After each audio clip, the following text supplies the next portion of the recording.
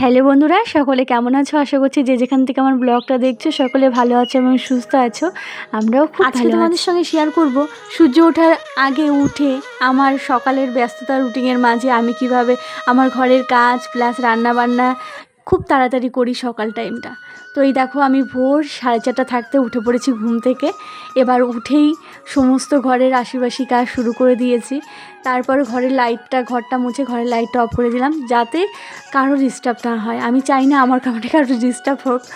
তারপরে বাইরের উঠান টুঠান ছাদ দিলাম। বাইরে তো দেখতেই পেলে কতটা বৃষ্টি। এদিকে দেখো আমার মেয়েটা উঠে পড়েছে, এখন মেয়েটাকে খাওয়াতে হবে, তারপর পুজো দিতে হবে।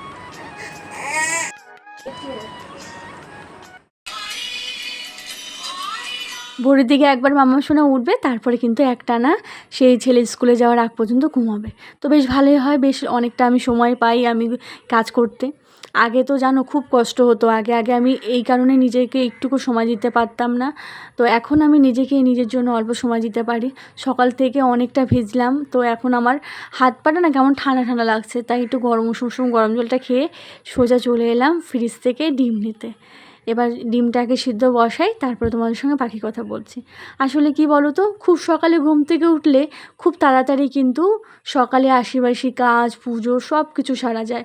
হ্যাঁ, আমার সেই শুরু থেকে শেষ পর্যন্ত মানে সকালে ভোরবেলা আর এদিকে শুতে রাত্রি 12টা, আমার সারা দিনটা কিন্তু প্রতিটা দিন মানে ভিডিওর জন্য আমাকে আদার্স করে কিচ্ছু করতে হয় না, আমাকে প্রতিটা দিনই এরকম ভোরবেলা উঠে সবটা করতে হয়।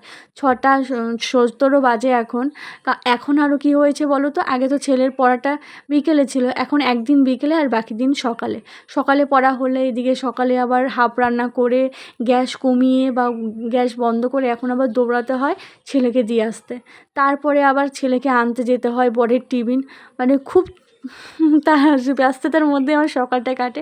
আসলে কি বলো তো, এক একটা মানুষের এক একটা সকালের ব্যস্ততা থাকে, এগুলো প্রতিদিন প্রতিটা সংসারেই থাকবেই।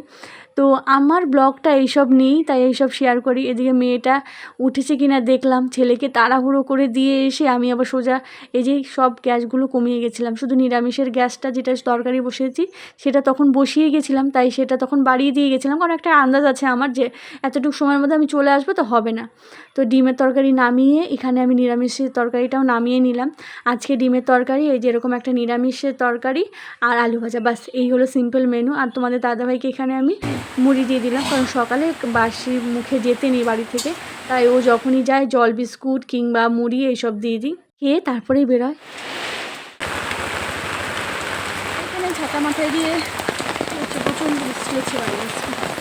আমার চা খেতে কোনোদিনও ইচ্ছে করে না, কিন্তু আজ খুব ইচ্ছে করছে যে চা আর এরকম মুড়ি মেখে খেতে। তো যেমন কথা তেমন কাজ, বর বেরিয়ে যাওয়ার পর মেয়ে এখনও উঠিনি আর ডেকে আমি উঠাতে গেলাম না। তো আমি এখান থেকে চা মুড়ি খেয়ে ছেলেকে গিয়ে নিয়ে আসলাম। কে খাবে তাড়াতাড়ি, দাদা স্কুলে যাবে, তার আগে বুনুকে দিয়ে নি। কে খাবে আমার মামা সোনা খাবে নাকি?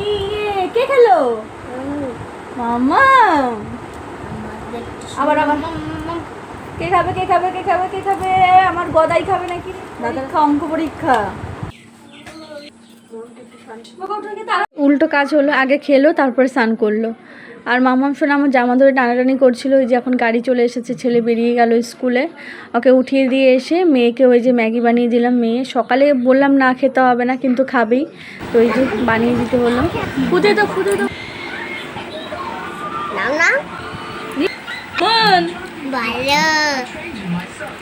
সকালে যখন ছেলে খায় তখনই ওকে একবার একটু খাইয়ে দিই, তাহলে ঝামেলা একটু কম করে। একবার কোনো কিছুই দেয় না, 2বার দিয়ে বলে এবার তুমি আর খাবে না, ঠিক আছে, এবার তুমি ওখানে আছো, ওখান থেকে বানিয়ে খাবে।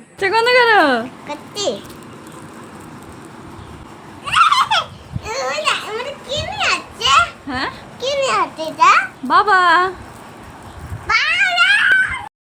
এখন পরিষ্কার হয়েছে।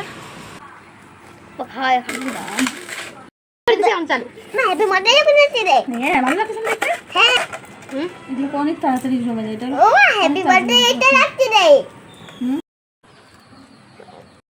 তো এখানে বসে বসে এই যে বাচ্চাদের নিয়ে মুয়া বানালাম। যেহেতু পরীক্ষা চলছে, 3টের আগেই চলে এসেছে বাড়িতে, তাই ছেলেকে ভাত খেতে দিয়ে আমি এদিকে মোয়া বানাচ্ছিলাম। আর কষ্ট করে বানানোর পর কষ্টটা আমার সারে লেগেছে, কারণ আমার বাচ্চারা খুব সুন্দর করে খাচ্ছে। ছেলের মেয়ের কথা ভেবে যেহেতু করেছি তাই মোয়াগুলো একটু সাইজে ছোট করেছি। এখন জারে ঢুকিয়ে রাখছি, তা না হলে পিঁপড়েতে ভরে যাবে। দেখতে বিকেল হয়ে গেল, দু ভাই বোন খেলতে বেরিয়েছিল। এই যে ডেকে নিয়ে আসলাম এদেরকে, দেখো এরা জল দেখলেই হলো সেখানে খেলতে থাকবে। তো ভয় লাগে ভীষণ যে কখন আবার জলে আবার এদিকে কি করবে। পাকা বুড়ি, এখানে মাছ, এখানে ভাত, আলু ভাজা দিয়ে খেতে দিলাম। মেয়ের ঘুম পেয়ে গেছে, আজকে দুপুরে ঘুমাই নেই, তাই বললাম তুমি এখানে আলু ভাজা খাও, তত সময় আমি রান্নাটা করে নিই।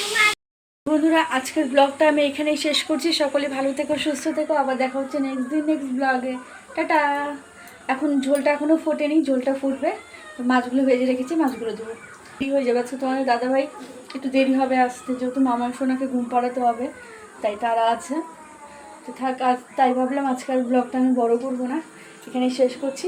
ভিডিওটা ভালো লাগলে অবশ্যই লাইক সাবস্ক্রাইব করে পাশে দেখবে কিন্তু। টাটা।